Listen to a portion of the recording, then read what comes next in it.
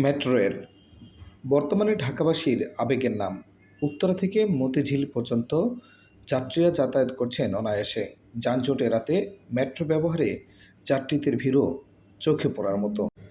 এই অবস্থায় যারা মেট্রো রেলে যাতায়াতের জন্য সিরিয়ালে দাঁড়িয়ে বারবার টিকিট কাটতে চান না, তাদের জন্য আছে এমআরটি পাস কার্ড।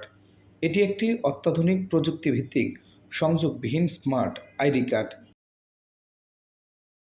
এই কার্ড দিয়ে খুব সহজেই মেট্রো রেলের ভাড়া পরিশোধ করা যায়।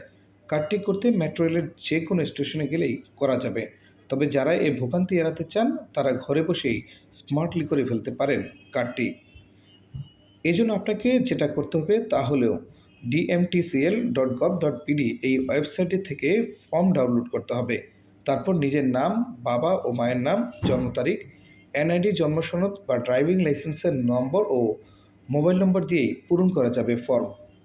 আপনার মোবাইলে বা ইমেলে এই তথ্যগুলো থাকলেই আপনি এমআরটি পাস ক্রয় করতে পারবেন। এই জন্য আপনার এনআইডি কার্ড বা অন্য যে কোনো কাগজপত্র সঙ্গে আনতে হবে না, জমা দেওয়া লাগবে না। ফর্মটি পূরণ করে মেট্রো রেলের টিকিট কাউন্টারে জমা দিলেই পাওয়া যাবে এই কার্ড।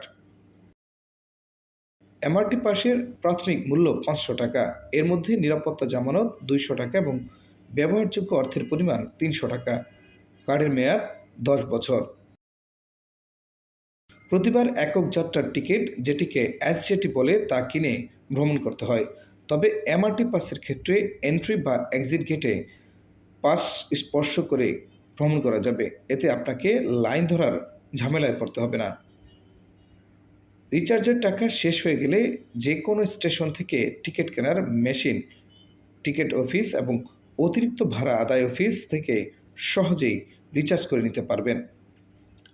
হারিয়ে যাওয়া এমআরটি পাস পুনঃ ইস্যুর জন্য পুনরায় নিরাপত্তা জামানতে 200 টাকা এবং প্রসেসিং ফি বাবদ 200 টাকা, মোট 400 টাকা জমা দিতে হবে। পুনঃ ইস্যুর পর হারিয়ে যাওয়া পাসটি খুঁজে পাওয়া গেলে এবং ব্যবহারযোগ্য হলে 50 টাকা সার্ভিস চার্জ দিয়ে নিরাপত্তা জামানত ফেরত পাওয়া যাবে।